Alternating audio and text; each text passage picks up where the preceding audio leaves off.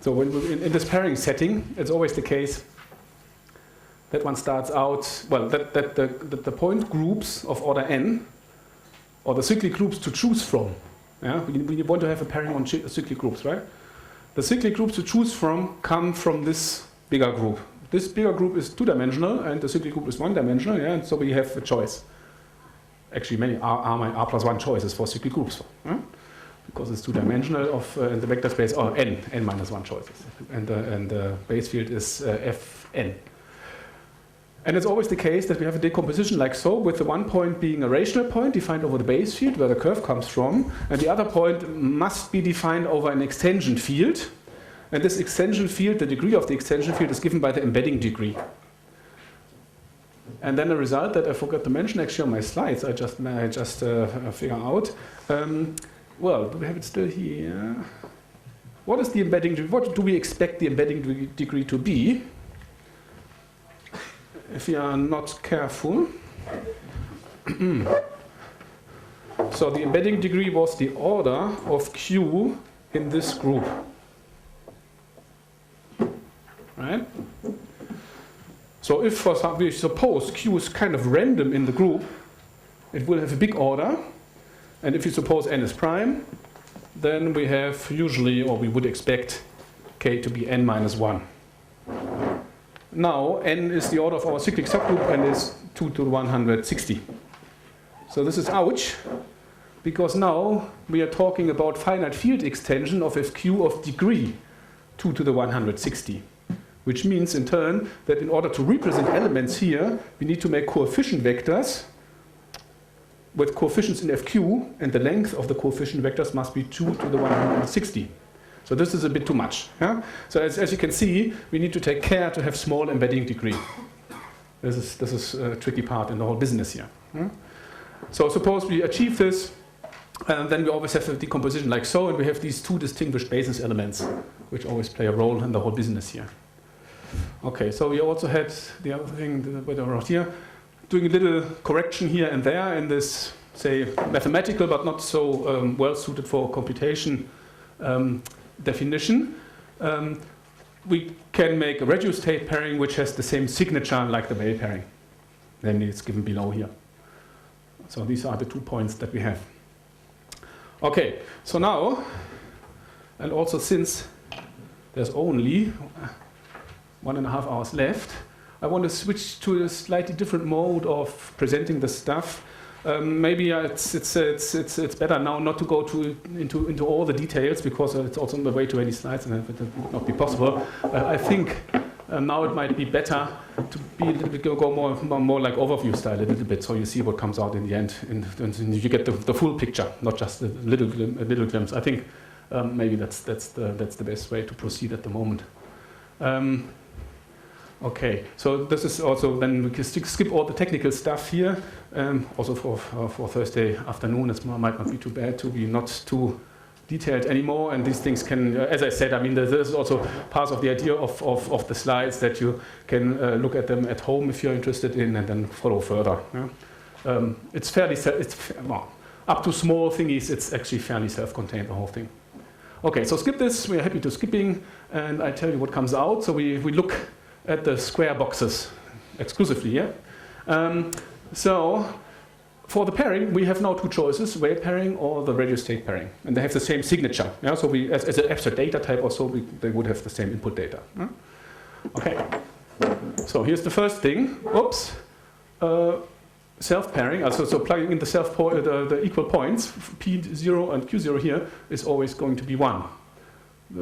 Yeah, okay, good, not so nice, huh? But as a consequence of this, and the fact that we already know that it's a non-degenerate, we know that if I plug in the two different points, P0 and Q0, or the other way around, it will be a generator of the cyclic group here. Yeah? So the message is, we can't take cyclic groups generated by P0 for our pairings, and we can't take cyclic groups generated by Q0. It must be two different groups, apparently. P0, the one spent by P0 or the one spent by Q0, or as an adaptation, one can take the one spent by P0 and then a linear combination of P0 and Q0. That could be another group. That is one thing. So this, okay, That's basically it here. What you can think of this relation as that the two. So this was a very nicely explained in Dan's talk, by the way. That these vectors are kind of orthogonal. Well, orthogonal is not quite right because usually an orthogonal vector would have a not zero here and p and q would be zero. But it's kind of similar. Yeah? So you can think of that the whole business is orthogonal, and you can only have non-trivial values of pairings when you plug in not the same value, yeah? from these axes. Go back to the slides of Dan. That was a very nice picture and a very nice graphical description of this. Okay. So here's, this is the way how to see it, that it goes like so. We skip this, not so important. Here is what comes out. So these are the two vectors which span the full thing. And of course I can make a map. I can add, so this is the groups generated by P0 and Q0. I can just add points from here and here. This is what the map does. And this is an isomorphism. Yeah, okay, it's just with vector spaces. That's no wonder. I have a basis here. And if I take multiples of the first basis vector plus multiples of the second basis vector, I can get all. And that's also injective. Yeah? And of course, the computation in this direction is efficient, point addition. And the interesting part is going backwards is also efficient. That's not so clear. Yeah? But this case is also efficient in the point. I can always take a point and make a decomposition in these two orthogonal directions. What I can't do, I can't find out the multiple which is behind it. Yeah? Usually if I have two vectors, well, let me draw the picture. Oop, where's the pen?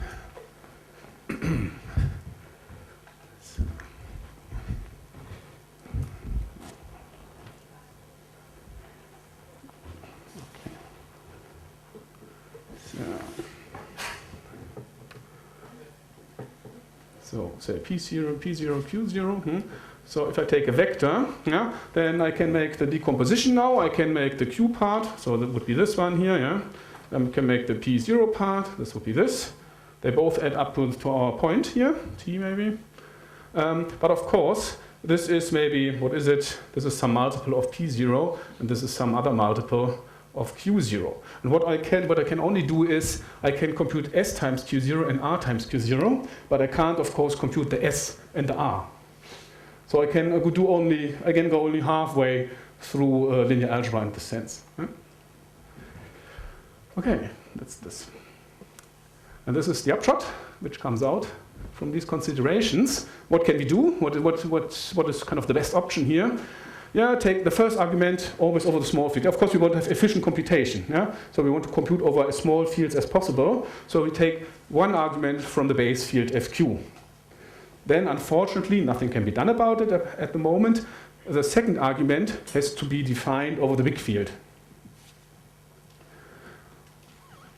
Which groups can we take? Which cyclic groups? But then we can take every cyclic group unless we take the first group. And then if you take these two arguments from this group and arguments from this group, we will get a pairing, yeah? Non-degenerate bilinear map. That works. Sorry? Yeah. So when we're constructing these, the symmetric pairing, yeah. things involved firstly because it takes the time from two larger groups, but also because the pairing itself is computed. Yes. We will come to this point. At the moment, as far as I've told you, there would be two ways out. One would be to change this also into G prime. So G prime, as long as G prime is not this one and not the one spent by Q0, you will also get a non-degenerate pairing. But then both groups are over the big field. And this is ugly. Yeah. But at least in theory it would be possible. Yeah? But there's this other trick, which we are coming to, which realizes it over the base field in certain cases at least. Okay. Okay, so this we are going straight to this. Rationality question. Okay, what is the rationality question? So what is rational? The G prime points are defined over the big K, and we don't like this. K is too big. Yeah? We want to have the points be defined over FQ. And this is what I mean by rationality question. How small can the field be for the points of G prime to be defined over? How rational can they be? Yeah, that is the term rational means field of definition. Yeah? That FQ is the field of definition. Okay. So what can we do? Yeah, this, as you have seen, unfortunately doesn't work. So it's both points in FQ at the moment doesn't work. Okay, I have said this. I have said this. Okay, that's the plan. Yeah. So far so good. Now we want to be better. Okay. So main theorem in this part. Okay, the following is possible. We can make pairings of this signature. First argument is over FQ like we had before. And the second, where we had the G prime, is now something funny, because here we see an E prime. This hasn't occurred yet. What is E prime? E prime is a magic auxiliary curve that shows up here. So now what we do is, we want to be creative. Why should we work with points over one elliptic curve? We can also take two elliptic curves, and maybe then it would be possible to have rational points in both cases. And this is indeed possible to some extent. Yeah? So what it says is we can find an E prime such that the second group can be defined over this field. This field is now smaller than Q to the K by this amount, a GCD of K and the number D. And for the D there are some formulae. Okay, let's look what D is. Okay, so here there's two classes of elliptic curves. There's the supersingular curves, and then there's the curves which are not supersingular. They also have a name, ordinary curves. So in the supersingular curves, there is also criteria to check which case happens. So in the supersingular curve, we can actually do even better. There, we don't have to need a distinct E prime. We can take the same E. Magic. And what is the D? Oh, the D is kind of the biggest possible. The D is the K. So this is kind of the best. So this looks superb. Yeah? So we can take E is E prime, and the D is the biggest that we can have here. So this looks very good. Yeah? Unfortunately, if you drop to the last line here, that's the small print. Yeah? If you subscribe to supersingular elliptic curves for that reason, there's a slight catch. The K is very small at all. Yeah? K can only be 2, 3, 4, or 6 in the supersingular case. And unfortunately, for security reasons and then also efficiency reasons, we want to have larger K. So although this is kind of optimal, unfortunately the K is not so good. So what can we do for ordinary curves in this case? There, the D is 2, 4, or 6, similar to these values here, according to the coefficients of the curve. So if A and B are not 0, then we have 2. If B is 0, then we have 4. And 6, if A is 0, then we can have 6. Yeah, and this is a little disappointing that no bigger number than 6 occurs. But that's just what it is. So what we can get at most is a reduction in bit length by a factor of 6. Yeah? So it's a constant improvement, but in terms of efficient implementation, it makes quite a big difference. Yeah? So if, for example, if you think that multiplication is kind of maybe quadratic in the number of bits, then we would get a speed up by the factor of 36. Also storage requirements are lower, of course. So in practice, it's a very nice improvement. In theory, it's only a constant improvement. Okay, so this is kind of a nice thing that one can do. Here's the picture. Base field. This is the M. This is this GCD. This is the middle picture. So this one is where our E prime is defined over.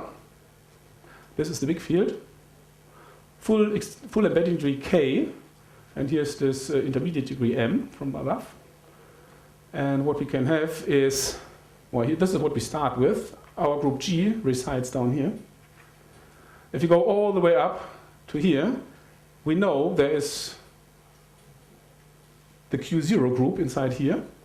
Here's only the P0 group, but the Q0 group shows up here only, not here, shows up here. Then one has an isomorphism to this curve, given by variational formula for the points. And this curve, E prime, is actually defined over this field, and the G prime shows up here. So if I take the G prime, map go up and go up, so this is this arrow here. If I take the G prime, then I get the subgroup generated by Q0, and if I go this way up, I get the subgroup generated by P0. So I get these two orthogonal subgroups, on which the pairings were non-degenerate when I plug them in as arguments. Yeah, a nice point is here that the picture is symmetric. So as you see, in some sense, or if you started out with E, we could, in some sense, at least the upper part, also work with E prime. And then you can choose whatever is best for implementation or whatever. Well, that depends on the situation a little bit. Yeah? The non-symmetric part is this bottom part here, which doesn't exist here. But otherwise, E and E prime are fairly equivalent in terms of pairings. Yeah, and particularly nice in the supersingular case is that the E prime is actually the E.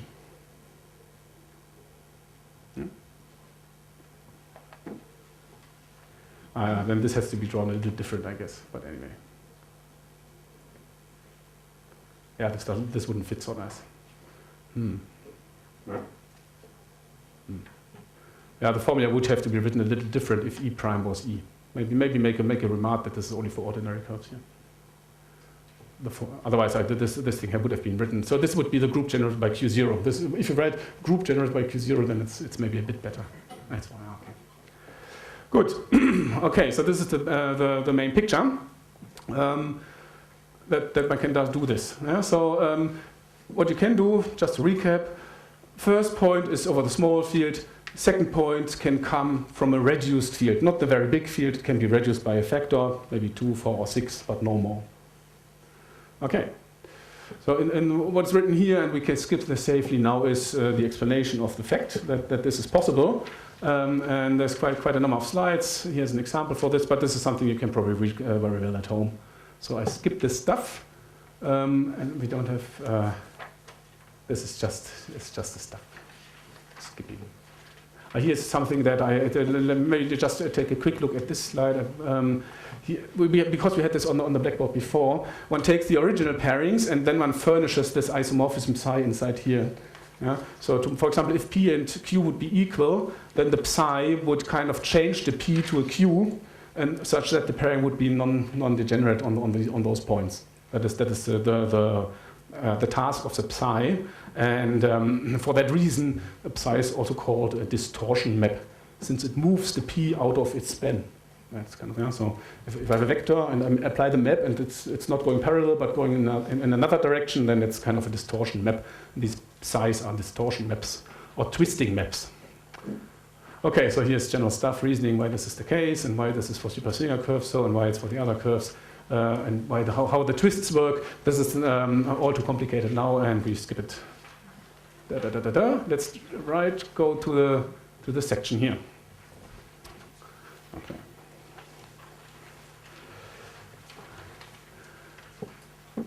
So up to now, on our pairing functions, our computation looks like so. Well, it's written on a slide. Tate pairing, for example. So this is the stuff with the divisors. Here we see the correction thing that we had before, right? So we again have to take the D2 and the D1 and the D2 and do this function evaluation thingy. But which D1 and D2 to take? There we had the divisors from before, and then there was this correction necessary. Here you see. In this point here we keep the D2 like so, and the input thing is like so. This is the corrected thing, and we want to have that all 4 points are distinct. And then, like we had the definition before, then we could define it. Yeah, but this is basically the definition of the Tate pairing again. And the reasoning that one can do here is the following. Should we look at it? Maybe a little bit. So this is the function which we actually have to use, and this is something which we want to compare against. So we start with this, and we want to compare against this one. Okay, so let's start with this one. Pairing, value, here's the function. What happens? Now I plug in D2. D2 is this minus this, so I get the first function at the point, divided, here's the minus, divided by the function evaluation at this infinity point. Okay? And now, here is the trick. If you take a monic polynomial, if you take monic functions from before, that was a requirement, but they do, here we have a monic function that does not have a zero or pole at infinity, because this is the zero and the pole. This does not have a zero or pole at infinity, so it has a value at infinity, and because it's monic, the value is 1. So this is kind of cool. This computation can be discarded because the value is 1. So we are here. Now we have this one. And this is just written out here again. Now we are here. Here's the fnd1. fnd1 is here. This, we can also write the function like so. I've plugged this in here. Now I have to evaluate this product of the two functions and the powering here at q. But g of n at q is an nth power, which goes to 1 under this final exponentiation. Yeah? So I don't have to do I don't have to do the computation with the g to the n. This goes also away. I can skip it. Only this stays. Only this remains. Only this function remains, and it has to be evaluated at one point. And this is now pretty cool because here we started out with two function evaluations because the divisor had 2 points in it, with 2 evaluations and a correct divisor d1. So we would have to so first correct the divisor, then do 2 function evaluations, and what comes out is, oh, the correction was unnecessary and we only need 1 evaluation. Yeah. So this is a nice trick to easily double the speed of the pairing computation. Yeah. Okay. Well, there are some special cases that I've written down, but which are not relevant. Huh? Okay, so this is a first trick. Instead of 2 evaluations, only 1 evaluation. So here's another trick. Okay, this is a bit formal. Let's see.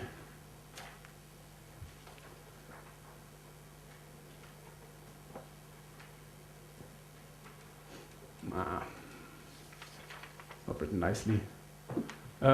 What comes out is the following. Let's go back to the Hij in the product form. Let's go back in the formula and I say what this means. Okay, so we have to go back, way back. Where's the formula for the Hij's? Where's the product? Here. Yeah, there. These Hij's. They are linear in X, linear polynomials in X. And X is to be substituted by the X coordinate of the Q0.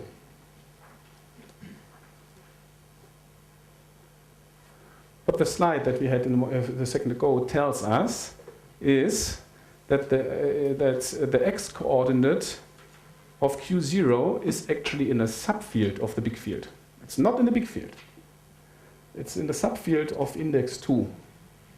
Only the y coordinate makes the last step of the point. Yeah? So the point is defined over the big field, but the point has 2 coordinates.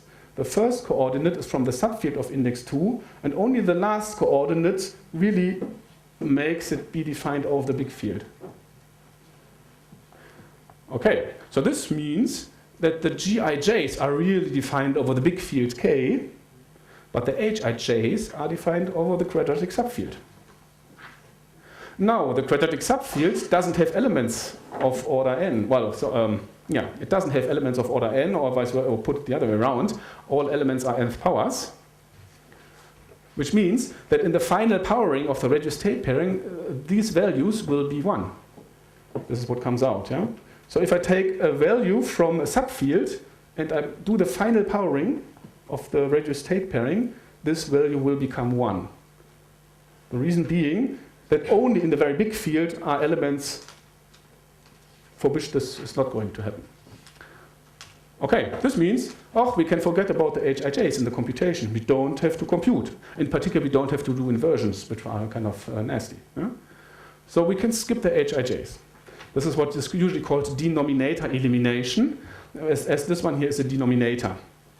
And the trick applies always as long as the embedding degree, or as long as the big field has a quadratic subfield, which means as long as the embedding degree is even.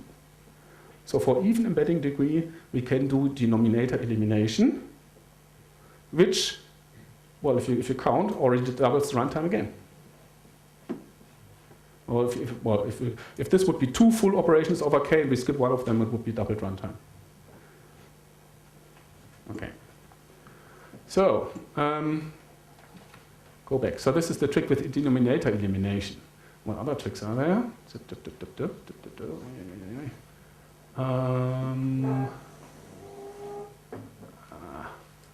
lot of stuff. Final exponentiation. Yeah, tricks. There's an abundance of tricks. Yeah, this is the final exponentiation. So the function evaluation yields this z, and then we want to do this one. Okay, double and add can be done. It's sort of, at least theoretically, efficient, but maybe we can speed it up even more. And there's this following factorization. So phi to the k minus 1 divided by n. This is something again from algebra.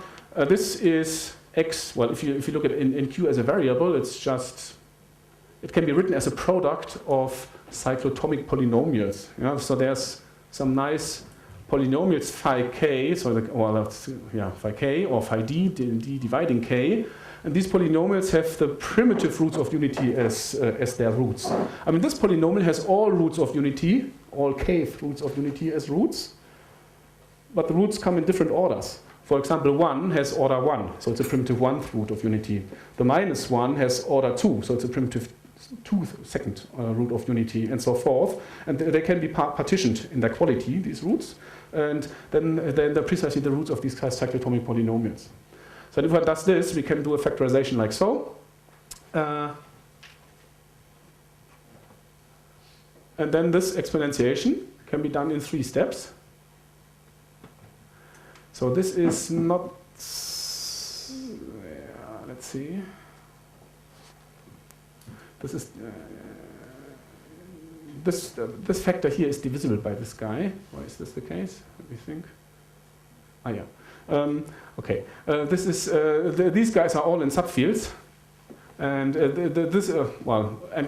elements of this order it's a bit okay. So I just say that these guys here this as a polynomial is divisible by this polynomial in Q, and with integer coefficients in the result, of course. So this is a sum of powers of Q, as we can see. This guy here can also be written as a sum of powers of Q. And only this one here remains, which maybe is not a sum of powers of Q, or at least with big coefficients. Yeah, and powering to the Q is easy because it's a Frobenius automorphism on the finite fields. If you have a normal basis, it's just a cyclic shift on the basis, for example. Just a cyclic shift, that would be very efficient. So the part of the final powering which comes from this first factor is very efficient, and only the rest here remains, which is hard, or can be hard. Okay, but there we get a speed reduction already by this factor here. Phi of k is again the Euler phi function, and for 6 it's 3, so it would be a factor of 3, for example. Okay. So this is also one of these tricks. Okay, so this is the other slide for the Weil pairing, just so it doesn't get, it's not forgot. For the Tate pairing, we had 2 function evaluations, which were reduced to 1 function evaluation. For the Weil pairing, we had function evaluation in numerator and denominator, altogether 4 function evaluations. But we can do the same like for the Tate pairing, reduce the function evaluation in the numerator and denominator by 1. So we only have 2 function evaluations, like the formula says here. And well, yeah. So this is that this can be done is, for example, to be found in this paper by Miller. But with this formula I mentioned before, it also follows directly from this formula. Okay. So this is this, and there's another trick for the Weil pairing. Or the denominator elimination was so nice for the Tate pairing. We also want to do it for the Weil pairing, and this can be achieved if we raise this result by this power. This powering is again easy because it's a Frobenius application here, and here's no power. Yeah? So this the powering would be easy. It's basically just one finite field multiplication, and but we trade it against all these denominators that we otherwise would have to compute. So this is a trick to enable denominator elimination at this point. Okay. Good. Yeah, then there's a whole, well, there's a lot of other techniques. Hashing is sometimes a bit of a problem because the second group is so big and the cyclic subgroup is so small inside this big group. So it's so what you do is you basically have to hash to the big group, but then the result has to be projected down to the small group, which is done by a multiplication by a very big cofactor, which is very slow. But what you can do is you can also make this expansion to the base of Q for the cofactor, and then it gets faster, a little bit at least. yeah, you can also adapt the finite fields to your needs so that the arithmetic is particularly fast for those types of computation. Okay. The n, the group order that you use can be done with a low Hamming weight, also sliding windows. There's also point in characteristic 3, for example, you can do point tripling instead of point doubling, which is much faster. So there's all sorts of techniques that you can do. You can also do a pairing value compression for the results of the pairing. So the results of the pairing are defined in the big field, and the field is a little bit big. But the results are in what is called the trace zero subgroup of the finite field. And there is this stuff about torus-based cryptography, for example, KD and XTR and those guys. And they work in a big field, but in this trace zero subgroup. And the elements of the trace zero subgroup, they have a compact representation. And this can also be applied here. And this is what's called point compression, or pairing value compression. Another thing which can be done is parallel computation in hardware. For example, here, yeah, if you have dual core or so, one core does this and the other core does that. That's very convenient. Yeah? Whereas for the Tate pairing, we have this evaluation and then the final powering. That can't be parallelized so easily. There, one core would be doing the function evaluation, and the other core can't do anything because there's no task. And then the final exponentiation is done. So this is kind of sequential. Here you can do it in parallel. And if you make this, then depending on the hardware and the bit lengths, sometimes one and sometimes the other one can be favorable. Okay. Here's another topic that I find quite nice. There's also the question of pairing functions. So far, we have been always taking those functions.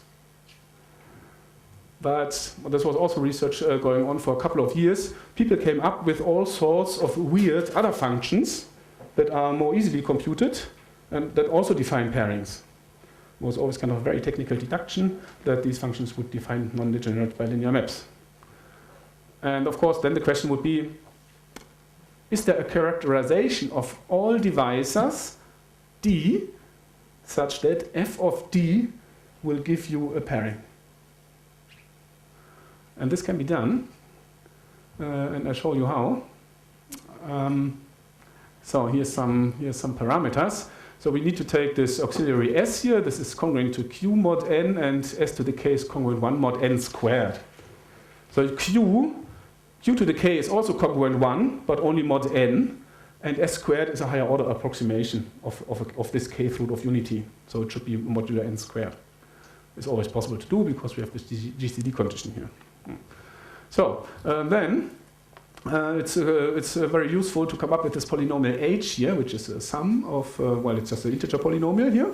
D is rather arbitrary, but well, you can assume D is less than k. You come up with this polynomial with this additional condition that h of s is congruent 0 mod n. Only those polynomials to be considered. Okay. We take just any n torsion point, and then we define a function again by means of its divisor. And here is the divisor. S to the I times r, these are the points here, minus the point at infinity. So the little bit is a divisor of degree 0, multiplied by hi, still a divisor of degree 0, and then summed up. So the whole thing is a divisor of degree 0. Why is it a principal divisor? Well, Abel-Jacobi map, which needs to be applied. Basically, this means I need to compute the sum of hi times SIR, but then I can set the brackets and obtain that it's h of s times r. That would be the image of the Abel-Jacobi map, h of s times r. But h of s is divisible by n, and r is an n torsion point, so it's 0. So from this formula, we see very easily that it's the divisor of a function, the principal divisor. Here's the formula. Okay. So this is the setup. Our general setup, is there a formula for this? No. Our general setup fits in here if I take the polynomial h. If I take the polynomial h to be n, then I get that fh of r is equal to f of n r minus o.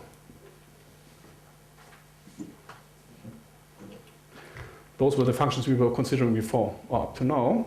And for the constant polynomial with value n, yeah, constant polynomial with value n is also 0 mod n. Those guys will recover this. But here's many more functions inside. Okay, here's the main theorem. Oh, okay, here's this h. And here's the function that we had before. And now, if I plug in here the q from the q0 subgroup, the eigenvalues for the eigenvalue q, and here the rational point, this is a point from the rational group in the second argument, and then final exponentiation, function evaluation, final exponentiation as before, then I get a bilinear map. Okay? And I know this bilinear map is a power of the reduced Tate pairing, and the power is h of s divided by n. H of s is known to us, and so we know this exponent. And in particular, we see that if this exponent is not divisible by n, then this guy will be non-degenerate because the Tate pairing is non-degenerate. So here, h is non-degenerate if and only if this condition holds. Okay. And now the case is that any function which is supported on these points is of the form of one of these functions that I had before. So what this theorem tells you every function will support these points which can possibly define a pairing. Yeah? That's kind of convenient. Okay, the same thing can be done with the other pairings. So there's a then you need to have, unfortunately there's some restriction. One needs to assume that E has an automorphism defined over Fq of order equal to the embedding degree or something. This is basically this D from before. So the D from before should be K. If you have this, then we can also swap the arguments and get the pairing like this. It's usually called the twisted 8 pairing. And we also get a Weil type pairing if you do this thing here with a correction factor ZH that can also be determined easily.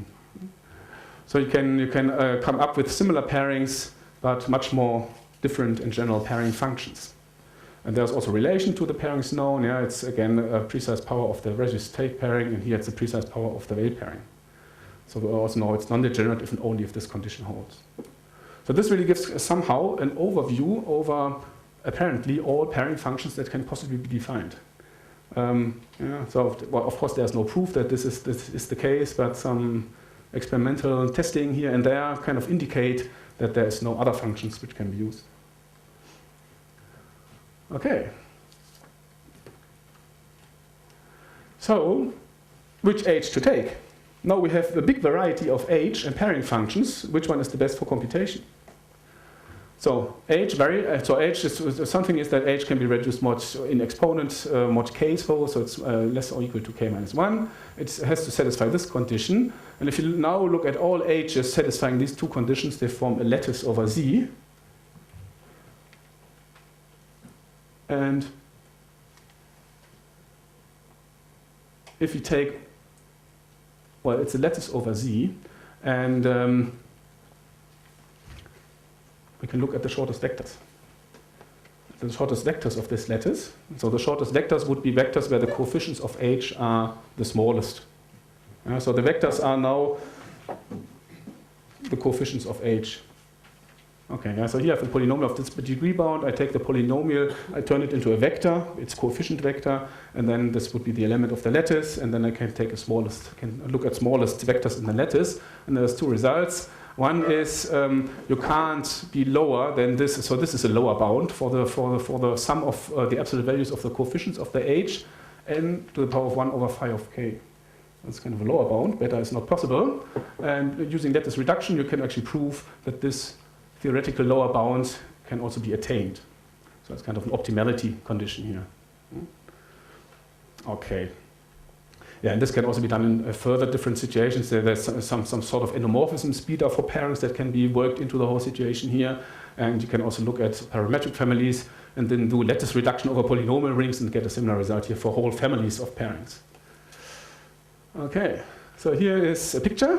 It's kind of kind of a nice thing. I refrain from naming all these people, but the business started in 2001 and 2003, and they considered the Tate pairing, with swapped argument, and the Weil pairing, but only for this age.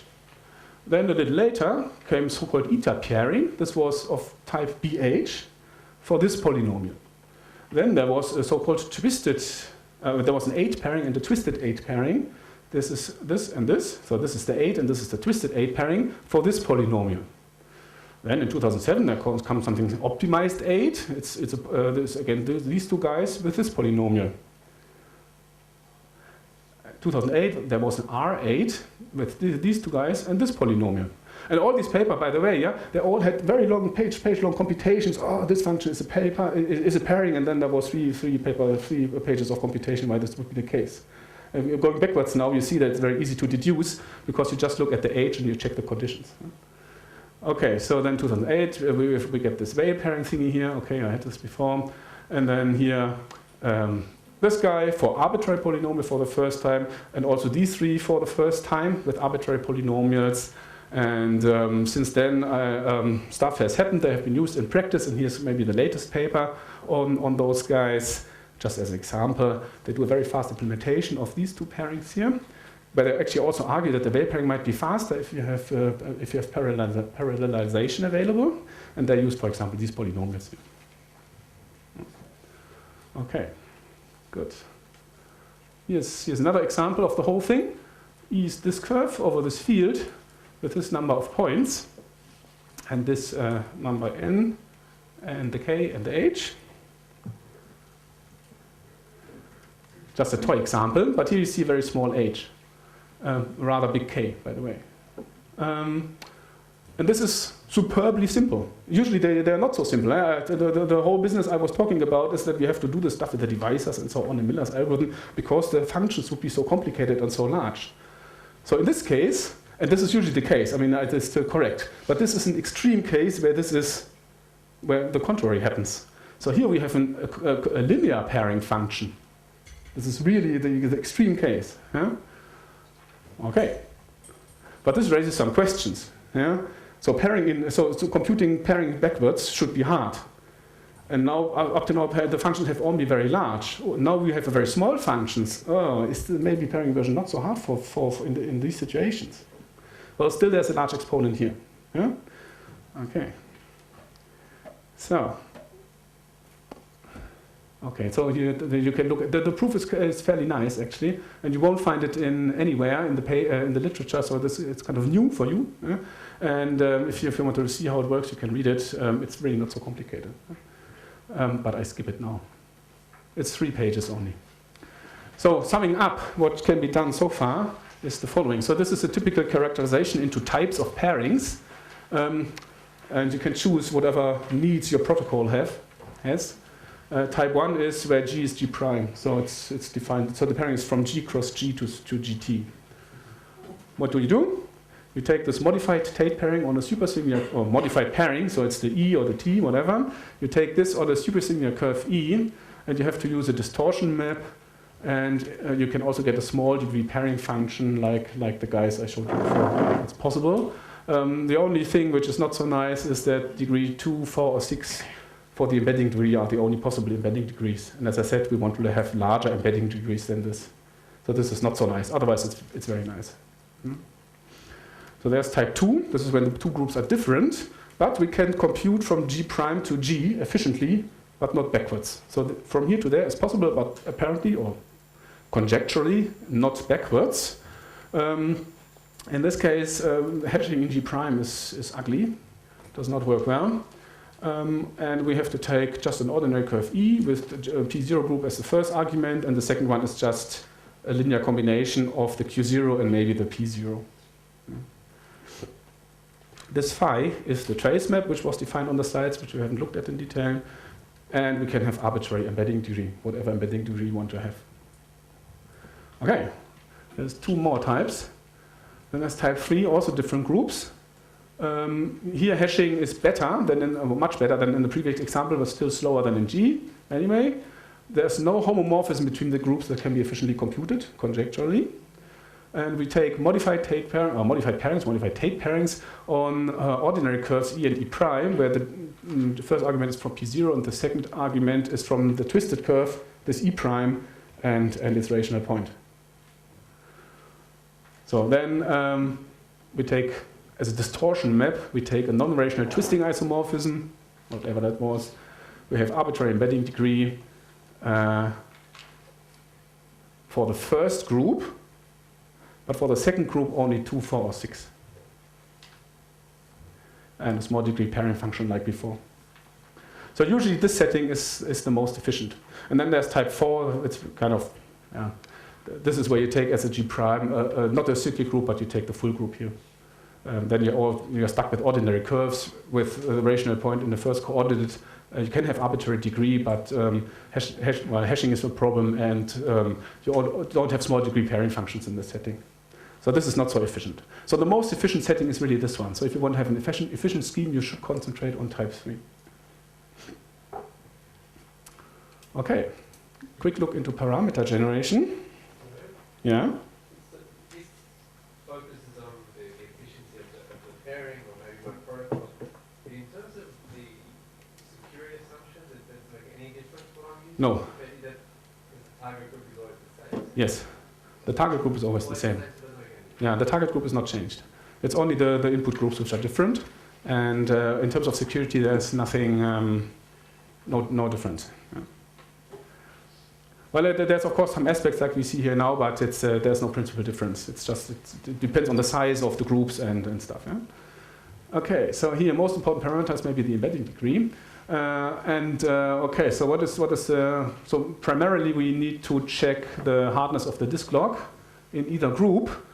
Here, well, just for ease, we assume that the group has prime order, roughly speaking. If Q grows, how does the complexity of the DLP grow? Well, it's a square root attack, so we have exponential to the power 1/2 times log Q. So log Q is not with a 2, so 1/2 is a bracket and then log Q. Yeah? Okay, so what is this DLP in the finite field? There we have sub-exponential attack, and it grows like so, roughly speaking. You see, this is fully exponential in log Q, and this is kind of sub-exponential in log Q. Still of exponential nature, yeah, but reduced. Well, and to have maximum efficiency or kind of security, whatever you have in mind, the two values should be balanced.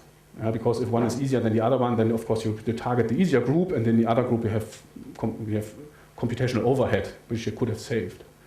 So the task is to balance these two values, and if you do a comparison, you see that k should be log Q to the 2/3, roughly speaking. So if Q grows, k has to grow. This is the reason why k equals to 6 is a bit small. So here's a table. So this is security in terms of symmetric key. This is what you have to use for ECC. Basically always the double value, yeah, because it's a square root attack on the elliptic curve. So this is basically always times 2 here. And so this is the corresponding RSA key length projected. And here we see the embedding degree, assuming this. So only for this level we have 6 balancing, and one RSA, well, this RSA 1024 is not so super secure anymore. Yeah? I mean, a couple of years and then it's gone. So you really have to take bigger, and starting from 12, going up bigger here. And then you see, well, this grows rather fast, and this is kind of okay. Okay, so need for bigger embedding degrees. Yeah, and how make the curves? Yeah? How do they come? Okay, before writing down the curve, it's already a little difficult. Sorry, can you go back one? So on the basic level, yes, if you want 100 KB security, then you're best off taking 2 disks involved. But you also, the type 3 is the most efficient, and then you only have 6. So maybe you No. For type 3 you can have bigger. Type 1 was only 6. Type 1 is 6. Type 3 is arbitrary. Okay. So before starting to think about the curve, it's already difficult to think about the Q and the N and the K. And well, this is first you have to start out with Q, N, and K before making the curve. Yeah? So if you write down all the conditions which need to be satisfied, you come up with a list of conditions. They're called MNT conditions. Conditions, it's 3 Japanese guys who looked at these things first. So it's various, well, here we have, well, this is the number of points, should be a small multiple times our group order. The Q, and hence the T minus 1, should be a primitive kth root of unity mod n. But also Q should be a prime power, and the T should be less than this from this Hasse-Weil bound thing. And then, up to this line, this would be all, so to speak. If we can solve for these values, theory would tell us there is an elliptic curve which does the job for us.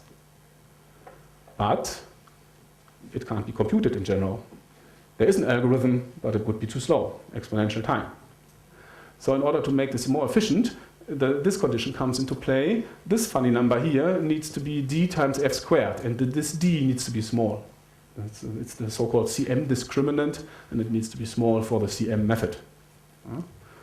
Okay, suppose we all have this, then this is kind of an optimization parameter. Of course, we also want to have that the group order is nearly prime, and this is what is stated here. It's this rho value. Okay, yeah, what do we have for supersingular elliptic curves? 2, 3, 4, 6, and rho approximately equal to 1. And one doesn't have to do much searching. But if you want to go for a bigger k, then it's a bit tricky. And one can solve these equations. It's not so hard, but it's a couple of congruences. See, let's see. It's just a couple of congruences, and then you have to check for this one. So there's a searching strategy which is rather efficient and which finds solutions for this equation. But generically, you get a rho equals to 2. Okay, so it's only, we have lost half of the bit length that you theoretically could have had. And if you really want to go for the best, which we of course always want, you want to have rho equals to 1, and then it can be shown that the solutions are very scarce. So you don't find them just by looking here and there and searching a bit or so. Then you really need to take tricks and whatever. And what one does in this case is one uses so-called parametric solutions of these thingies. We will see them in a second. Here's a picture. I just want to go, okay, I want to tell you about the 3 points that are written here just briefly. So here's a picture about the supersingular curves that you can look at, formula. It's also written very small. It's not really for looking at. But in case you want to do something with supersingular elliptic curves, you can use the table and you see what the group orders are and what these twisting isomorphisms could be. I skipped this. Only here you can see K embedding degree is really 2, 4, 2, 6, 2. That's what it is. And interestingly enough, only in characteristic 3 we can get 6. In characteristic 2 we can get 4. And in all other cases we have only 2. I continue. This is the search strategy. Maybe we also don't look at it in detail now. It suffices, basically speaking, that you rearrange the terms a little bit and then you solve it. So it's not so complicated once you think a little bit about it. The interesting point is here. This it's also something that Dan did. Works also for composite n with some tricks that you have to take care of. This is a particularly nice trick here, so for those who know it. Inside this algorithm here, when you look at this congruence, you have to solve for f, which means that you have to take a square root of the d prime. And if you're working mod n, and n is an RSA modulus, for example, then we can't take square roots because this would mean basically factoring. So we can't take square roots. So what do? And here's a nice trick is because we are kind of assuming that we have kth roots of unity anyway in this field from the embedding degree. It's a result in algebraic number theory that if you take a cyclotomic number field, there's a certain quadratic field contained in it, and you can write the square root of this d prime as an expression in these kth roots of unity. So that's a pretty neat trick for those who like a little number theory. Okay. This is more important. This is how these parametric solutions look like. Usually always for d equals 3, which is kind of the best. Here we have k equals to 12. And the curve like this, a is actually 0. Very nice curve. And then you define these 3 polynomials here. This is the t, the q, and the n from before, but now as a polynomials in z. And then one can check for these polynomials that all these MNT conditions are satisfied. In particular, this guy here with the d equals to 3. There's no polynomial here, it's really a constant 3. So that's kind of magic. How did they find it? They did searching. They just stumbled upon it accidentally. But as it turns out, it gives kind of the best curves for this embedding degree equals to 12. So how do we make the curve when we have the parameters? This is also kind of a slight wonder. So how do we go about? This is, once you have a parametric family, you plug in values of x in the q and the n, so you substitute for z, you compute these values until q is a prime and n is a prime. There's no proof that this must happen, but heuristically, practically it happens. Okay, you plug in some values, you get primes, and then you check. Okay, then you have the parameters. You know the curve exists, but which curve is it? What b to take? And this is the other wonder. The reason is this one here. You just take a random curve and you check whether it has the right number of points. And you don't have to worry about the curve. This is the way it can be done. The reason is that although there are as many values b from the finite field, there's only 6 non-isomorphic curves over this field. And one of the 6 is the one you want to have. And if you take a random b, you have a 1/6 chance to hit it. So this is the way how it works. Yeah, then you're done. Then you have a nice curve. You don't need to do this elaborate CM construction. It's very easy. Okay, here are some more families. So these BN curves that we had before is for k equals to 12 and this rho value equal to 1. That's best suited for 128-bit security in terms of speed. The age, which pairing to take. So these are the parameters, which pairing to take. It's the age of, it's this polynomial. If you go up 192-bit security, you take the BLS 12 curves. It's also k equal to 12, but the embedding degree is different here. So if you look at the balancing thing, then you find that this is actually optimal. And there the polynomials look like so. And here you take actually this very simple form of h. And if you want to go to a 256-bit security, you take the so-called BLS 24 curves. It's those guys. Also very easy h, and this embedding degree 24 and rho value 1.25. How find the curves? The curves are all of the form like here, and you do always this construction. It's just the parameters, the p, r, and t are different. And there's many families for all sorts of embedding degrees between 2 and 50. Yeah, and if you want to see all those, you have to look at this paper. This is a big paper with a lot of detail. Just type it into Google, you find it. Everything is inside there. Okay. This is stuff that I already mentioned. Okay. Let's see. Good. There's another topic that I want to go about. Here, let's see, how do we do this? I don't want to talk about pairing inversion now. There's some slides also there. I can tell this is kind of how you can whether you can invert the pairing. In some sense, it should be a one-way homomorphism and should not be invertible. And what can be done about it? And the basic upshot is nobody knows how this can be done more efficiently than solving the disk logs in the fields or on the curve. And there's no result whatsoever. And unlike the case of elliptic curves, there's no weak families, nothing, which is a bit strange. Yeah? So you would at least think that there may be some weak cases or so, but nothing has been found. Yeah?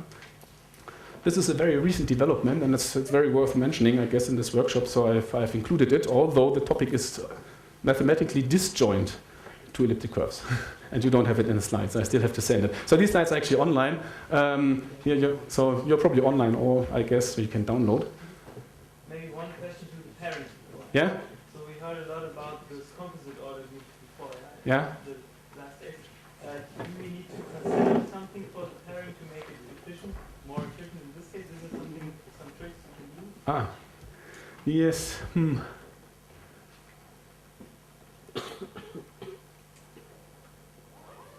Yeah, with the composite order, let's see. A lot of tricks that have been done here depend on the knowledge of phi of n. So if n is a prime, then phi of n is n minus 1, and you do a lot of tricks using this guy. Yeah? So this would not be possible for composite order, for example. Yeah? Other tricks can be applied. So for example, this denominator elimination business, I guess, and these things that should all be possible. So yeah. But I can construct the codes The curves, yeah, the construction of the curves is a bit nasty. So one thing would be to take supersingular curves, because then you know the point order and it's p+1. So you choose p+1 to be divisible by your composite number n. That can be done, but it's not so super efficient. Or you use the method of Den Bonnet with a searching strategy, and you make them like so. This can be done, but otherwise they're not really efficient. Yeah, whether there's room for improvements, I would have to think about. I don't know. I mean, there's the various pitfalls where you think, oh, this should be possible to be done, and then you figure out, oh, I need to know phi of n or so, and then you can't do it. That is so that is. But maybe it might be worthwhile, for example, reviewing the techniques and just to see, just to take all the techniques and to see what can be done from composite n and where it fails or where it doesn't fail. I think this hasn't been done so far as I know. So that might be a useful thing to do, even though maybe no improvements come out. Okay, should I continue, or is other question? No. Okay, let's look a little bit into this one. So the slides are online here for a while at least. So this is based on the very recent, so of autumn 2012, I think, of Garg, Gentry, and Halevi. And this is about multilinear pairings. Why is it interesting? So far we only have bilinear pairings, and they come up with a method of making multilinear pairings in a completely different setup. But of course, in terms of protocols, it's highly interesting because the toolbox will increase considerably, I guess. Okay, I just want to go briefly through what this is all about and how it works a little bit at least. Let's see, half an hour left, I guess. Correct? Okay, so this can be quick, I guess. By multilinear maps, okay, so we have n arguments here, and then we have linearity. So now it's written all multiplicative on the slide. Linearity in each argument. This is what I've written here. So if this is multiplied here, then I can multiply like so. And non-degenerate, similar as before. If I prescribe all but one value, then I can fill the remaining value in so that something unequal to 1 comes out. It's just a plain generalization to multilinear. Okay. So some loose aspects. If I have something multilinear in 3 arguments, I can fix one argument and then I get something bilinear. So when I have something multilinear in n arguments, I have also multilinear stuff in smaller arguments, up to bilinear when going down. One thing to keep in mind. The other thing is, if you again look at the situation so we always start with these groups, and I find it always deceptive to start with the groups because in some sense they should be isomorphic, and then it's more like different bit representations somehow. So what happens if we look at the whole business as the additive cyclic group Z mod NZ? How does a multilinear map then look like? It's just a multiplication of the arguments, maybe times a constant. So multilinear maps are just multiplication of n numbers plus the C. Okay, that's more similar to the bilinear maps I told before. So here's some hardness stuff like before. Of course, this is something one never wants to have. Go back from the target group to one of the input groups, kind of a generic thing. But then there's also various Diffie-Hellman or so problems. Here, for example, for ease of notation, I take all the groups the same. I have this input data, and then the task would be, so this is one more than the multilinear pairing can work on, and the task is to compute this one. So this is one more than the pairing can do. Yeah? It's always one more than the pairing can do, and this should not be possible. Or here, the pairing does multiplication of n numbers. Yeah, then inversion should be hard, because the pairing does not give us inversion. Yeah? So inversion should be hard. So here's inversion. Yeah? Should be hard. And everything else. So then Hess had this master problem on his slide in the bilinear setting, I guess. And this is the same. You can also do it for the multilinear maps, I guess. The master problem is somehow, this is what I've written roughly here, somehow what it gives us at hand is multiplication of n numbers and nothing more. So multiplication of n plus 1 numbers, or maybe inversion, or whatever, this should all not be possible. Okay. Yeah. So if you look, now turn things upside down a little bit. So if you have a multilinear map, we can actually also, the mathematical form would be this: multiplication in Z mod NZ of n arguments. And then our task would be, if we want to make this, our task would be, this would be not secure. We need to find weird bit representations of the elements in here. For each argument and for the target group, its own class of bit representation, which can't be computed one to the other. Yeah, and in the case of bilinear maps, for example, what happens? Yeah, I mean, the input arguments in the curve case are just, so if I take an a from here, I just might take a times p. That would be the point on the curve, and that would be the bit representation of a. And going back from the bit representation to the actual value would be a disk log. Similarly for the values in here, yeah, how would they be represented bitwise? Well, I do g to the a and take this as a bit representation of my a. So an elliptic curve and the finite field gives me two different ways of bit representing elements from this group, and they can't be computed one to the other. Yeah, and when I want to do it in a multilinear way, I need to come up with n plus 1 such bit representations. Yeah, okay. This is not so new actually. The computational Diffie-Hellman problem, yeah, what is it? The computation, if you have an oracle which solves you the computational Diffie-Hellman problem, this says you that the cyclic group that you have is actually a field, a black box field. You can do addition, that is the group law. You can do multiplication, this is given by the Diffie-Hellman oracle. Yeah. And this is, for example, a cool trick. How when you know you have a black box field, there's a reduction of the discrete log to the problem to the computational Diffie-Hellman problem by Maurer, Bonnet, Lipton, I think. Which actually uses elliptic curves. That's kind of a neat trick. Okay, so this is, I think, a good way of looking at it as well. And if you think at this, now what do we have? Oh, we have ring elements and we have multiplication in ring. And it should also be additive, yeah, for bilinearity. So in some sense we have a plus, we have a multiplication, and we want to have this distributive law. And we want to have an encoding of the ring elements, which is kind of different. Well, one idea I find, which naturally comes to mind, is homomorphic encryption, fully homomorphic encryption, because this, well, at least theoretically, yeah, it's additive and multiplicative. Yeah? So why not do the following? We say the encoding is E of A, yeah? And then, yeah, okay, this is, well, just it's maybe a bit rough here, but anyway, so this is the idea. Homomorphic encryption is additive and multiplicative, and then, well, we should have this. And then we have a bilinear map, yeah? Take the arguments and compute this guy. Would be bilinear. And by the homomorphic encryption process, it should not be possible to go back somehow. Otherwise, homomorphic encryption would not be secure also. So this would be a plan. Okay, but there's maybe, when you think a little bit about it, then there's a problem. The result of homomorphic encryption is kind of a randomized ciphertext. But I want to compute with these values. For example, I want to check when two things are equal, when they have the same, when two things are equal. If I do this computation of E twice, it might result in different values, and then I don't know that it's the same value. So somehow I need a unique representation. So here's a question, because I don't know this, and this is also a reason why, anyway. Are there, question to the audience, are there NIZK proofs for the equality of plain text in homomorphic encryption? Is there?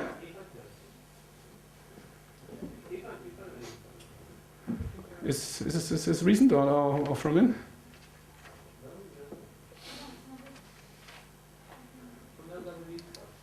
Yeah, I don't know this so well. That's I don't know it. Okay, so here's my suggestion: write a paper on this. Yeah, I mean, this would be the thing. Yeah, so well, of course, maybe a little bit more thinking has to be done, but I'm pretty sure this gives a bilinear map as well, a multilinear map as well somehow. So it's worth thinking about it. Yeah, could be a paper. The other thing which kind of distracted me when this came to my mind is that if I do it like so, well, my input elements are from here, and here I have the group is additive, and then I have a weak disk log problem. So it's groups with weak discrete log problem. So then you can think, oh, it's of no use. But the thing is, in this setting, you're not interested anymore in the disk log in the group. But yeah, so in this you go back here, yeah. So what is the disk log? So what is it? Why disk log here? Well, we take the A and we do the encoding, and going back would be the disk log here. But what we now want is we want to have that the encoding is hard to invert, not that any disk log is hard. Yeah? And the encoding should be hard to invert, which is just inverting E should be hard. So the disk log can be easy here. We don't mind, I think. Yeah?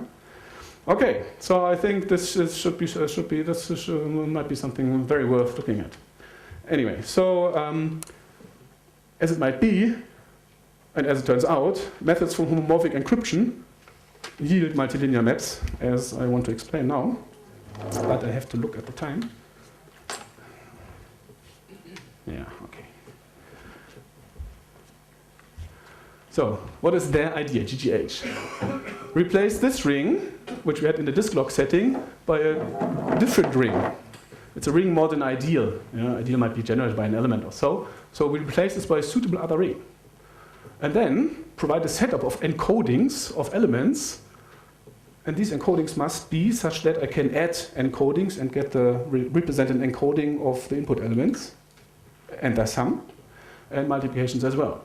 So, and it's, well, how they do it is it only partially preserves this. It's not full preserving, but from a practical point of view, it's full. And also these encodings must allow the k-fold multiplication of the multiplication map of these ring elements here. So we start out with multiplication in the rings, and our idea is, or their idea is, to provide encodings of these thingies that kind of commute with this ring multiplication here. Okay, and then, as I said before, now we don't look at the disk log problem in the rings, but it's just the inverting of encodings. That is the replacement of the disk log. So in their scheme, interestingly, they can make this, but they do it with a trapdoor. So there is a trapdoor information that allows solving the DLP, so to speak, doing decoding. That is what they have. They also have that the encodings are randomized, which is a little, anyways, maybe not so bad. So there's many encodings of the same element. That's something to keep in mind. The output values are also randomized. Hence, we need a test for equality. And if you want to have a unique bit representation value, also something for de-randomization, but not for decoding. Decoding should be bad because we don't want to go back from outputs of the function back into the input. That is something we don't want. If you can go back from here to here, then we have multilinear maps of arbitrary length. Right? Okay, so construction by way of example. Let's take R equal to Z. Very simple. And now we need to take some elements here. So we take an element G. So this will be a bit vague just to outline the idea. We need to talk about small and large and so elements. So we take a small element. It's ideal, generated by this ideal. So that's the ideal generated by G is I. And the large enough prime number Q. But it can't be arbitrarily large. It should just be large enough somehow. Okay. Then here's a bit of notation. This is reduction mod Q. So x, this funny thing is supposed to be the reduction of x modulo Q into this interval. So not in the positive residue system, but in the symmetric residue system. Okay, and then we take a Z, which is random in this interval, integral number. Okay, now we take x, small. Think of x as an argument to the multilinear map. So x is kind of a plaintext argument, whatever. And this is the encoding. We take x, multiply by z to the I, and then we make mod q. And out comes a number in z, in this interval. And this is called an encoding of its class in the factoring at level I. I is the exponent here. So for each exponent, including 0, we have these encodings here. Now, how does the thing look like? Small number times a random number z, so this looks like a random number mod q. But if we know z, I can just divide by z to the I, modulo q, and out comes x again. Yeah, so I have a number which is big, mod q. I multiply with another number which is big, mod q, and the miracle is a small number comes out. Yeah? Okay. So here this is the inverse of z. So I didn't write z to the -1 because then it could also be a rational number, so it might be a bit unclear. So I write that d is an integer, so that z times d is congruent 1 mod q. So it's the inverse mod q. Yeah, here's the decoding, right? I take this, I multiply with the q to the I, and then I get the x out. Just modular arithmetic. Yeah, okay. So how do we have to think about the whole thing? Yeah, this is the information, and z is kind of random noise, which is and the x is masked with random noise, so the whole thing looks random, and we can't compute x unless we know the z. That is the thing of the encoding. Okay, so how do we add and multiply? That is then easy. we just add and multiply. Yeah? So if I add two encodings, then I add them and do mod q. It's the same like doing this. Yeah? Just mod q computation. Well, I said that v and w need to be small. V plus w is usually also small. Yeah? But if I do this 1,000 times, then it's maybe not so small anymore. And if I do it 10 to the 100 times, it's maybe not at all small. So this shows that there's a certain number of, that there's a bound on the number of additions that you can do. Okay, encodings of different levels can also be multiplied. This goes like so. I take two encodings of the different levels, I multiply, and then I get v times w times z to the I plus j, like so. It's also valid as long as v times w is small enough, but this is, because we're only doing it once here, we're moving up in level, so the levels need to be bounded. Yeah? So this is also in the scheme, there's an upper k, and the levels can't be bigger, or should not be bigger than k. So there we don't run into problems. Okay. Yeah, and then there's a setup. One needs to compute some auxiliary elements. One is we need to compute an encoding of the one element of the ring. So here we take our plain text, our input argument. It's an element congruent 1, mod g. And we want to, and the encoding at level 1 is this element. It's called y. Same notation as in their paper. Then we need a couple of zero elements at level 1. A couple of them. And remember, they can have different encodings, so 0 has different encodings. So I just take a couple of small bi's in this ideal, so this divisible numbers are divisible by g, that's what it means, and I do the encoding. And then I need a zero testing element, that's going to be for equality tests. At level k, I take an inverse of the g as an integral number. Then I need a somewhat small element. This needs to be a bit bigger than the other guys. And co-prime to g. And then I define the zero testing element as this guy here. H times t. So where was the t? T was the inverse of, where did it go? There's a d. Oh. Where do I have the t? The t is the inverse of the g. Does anybody see it anywhere? Or is it the e? No, I'm kind of, wait, hold on a second. No, e is the inverse of this guy here. T is the inverse of the z. Before it had d, so there's a slight inconsistency. Yeah, t should be d. So, yeah, and the scheme requires the following: y and the x's and the pzt are made public to the user, but the other elements which have been used inside here, they need to be private. They need to be kept secret. Or, well, it can be thrown away, basically speaking, yeah?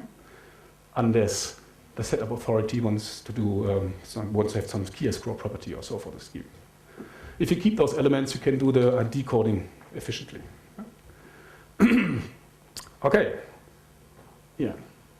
So this is a very simple setup. It's not secure, but the assertion in the more general case is that publishing y and the xi's still keeps a and z and bi and so on secure.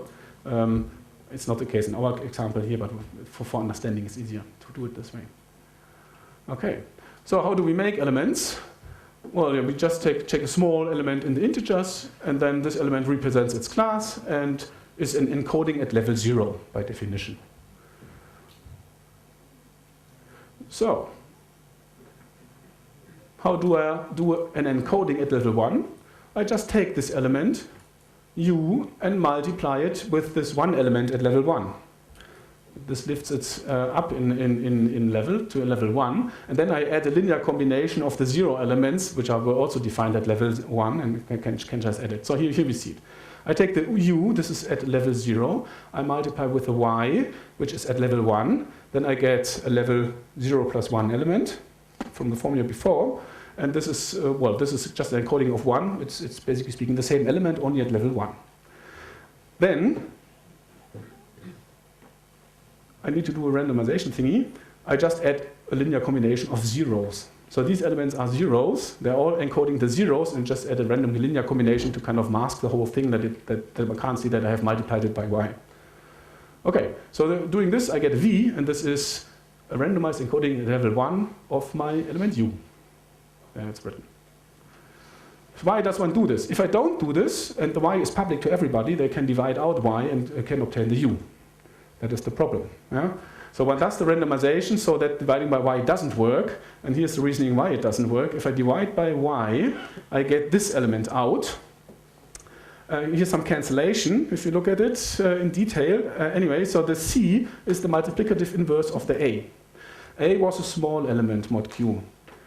Usually, if things don't go wrong, its multiplicative inverse will be kind of random mod q, hence large. So if I multiply these all small elements with this large element, the whole bugger here should be big and should conceal the small u. That is the reasoning why this should not work. Okay, so because of this randomization, decoding should be hard. So how do we do multilinear map? Well, that's easy. Yeah? You just take input values, v1 to vn,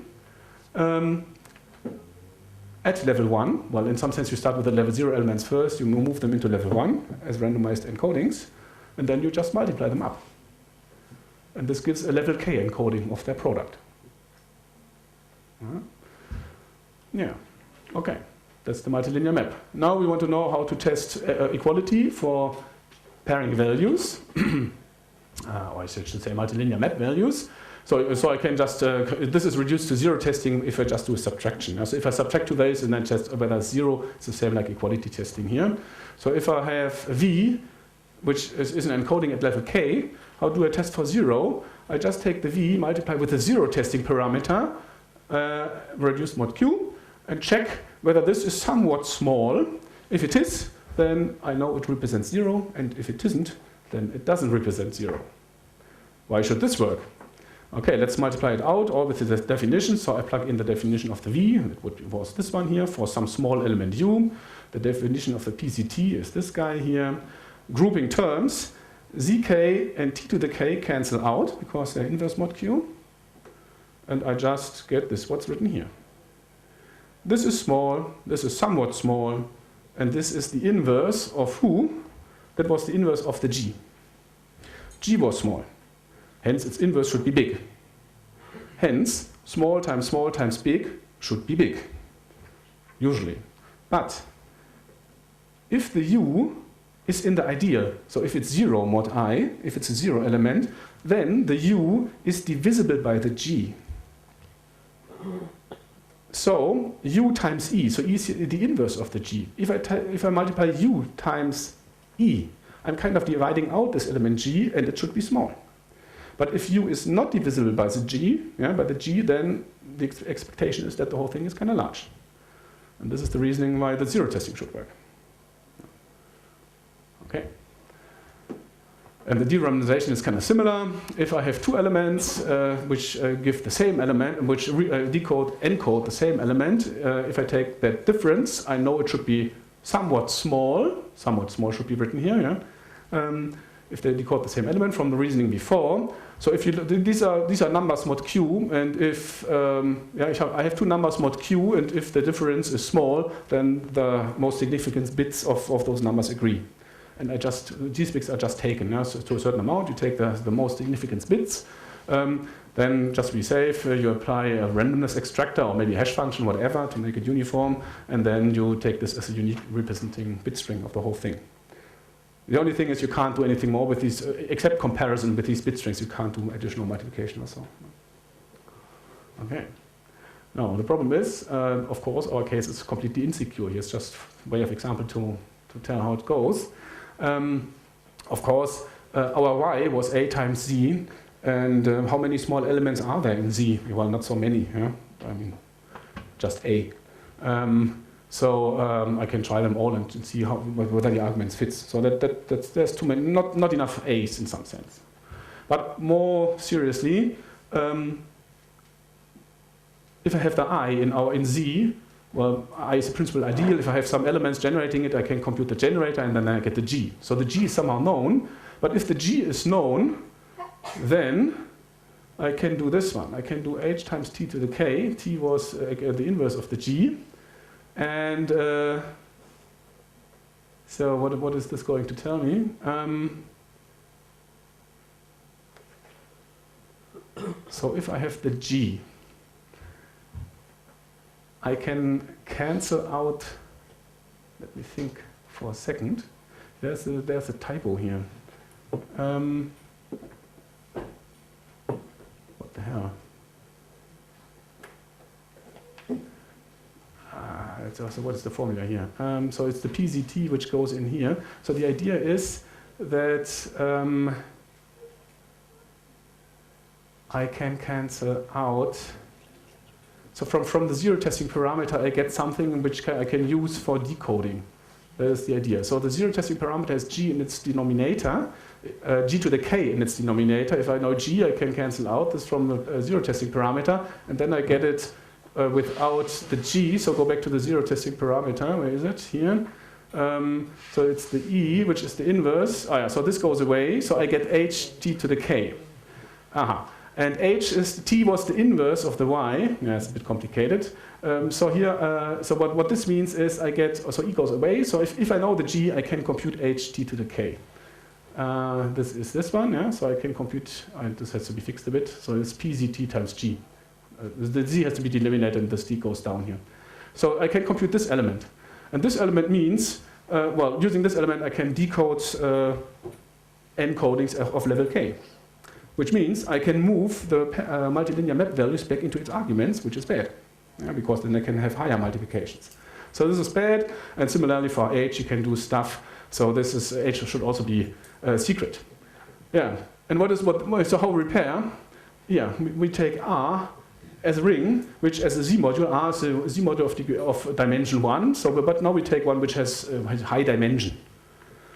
Because then we take as a length.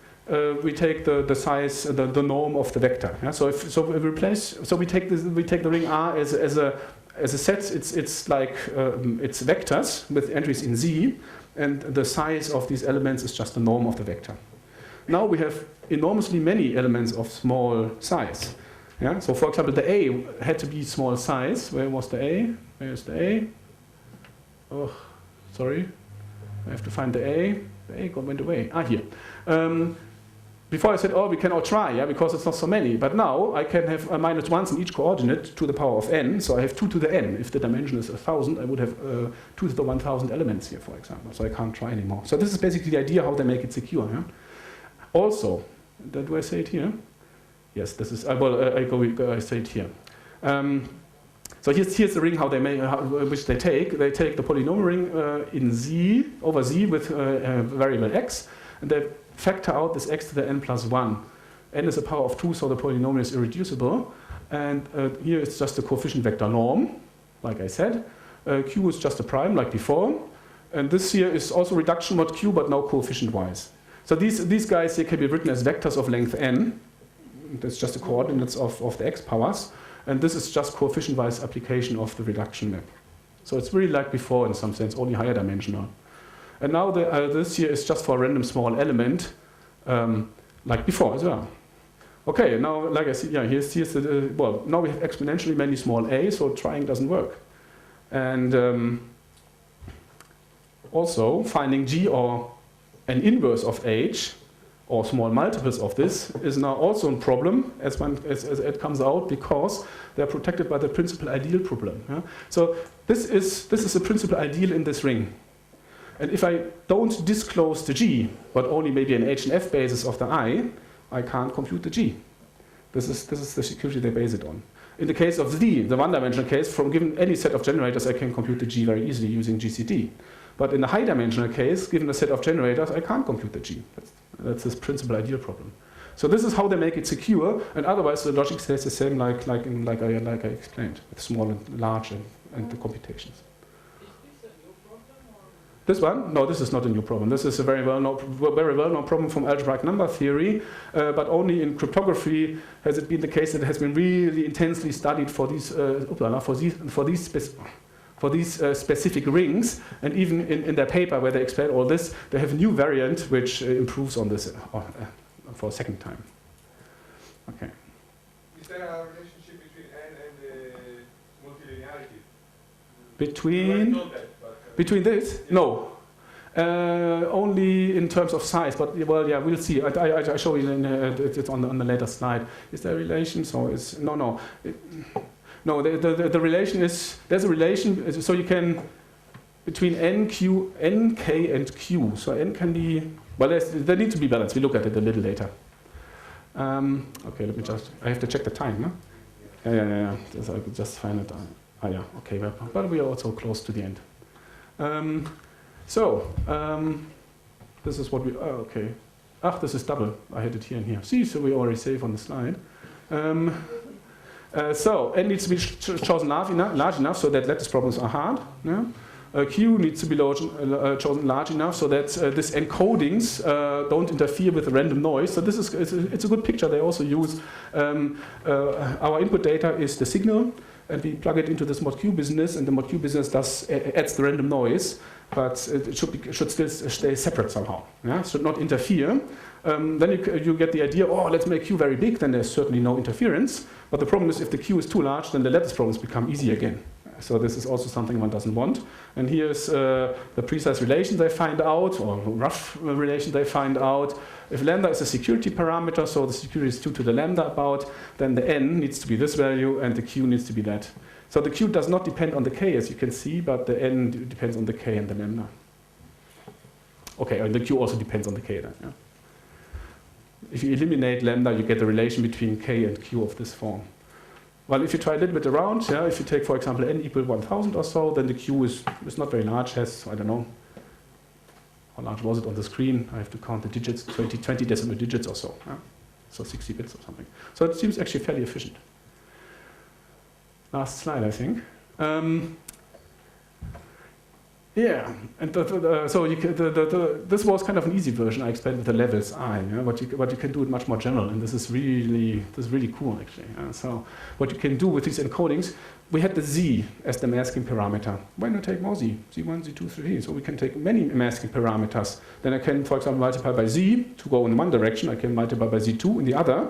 I can if I then multiply by z1 here and by z2, then I go together. So I can make a whole tree in some sense. And what comes out is you can actually realize as levels. So as indices of levels, you can take any additively closed subset of the integers.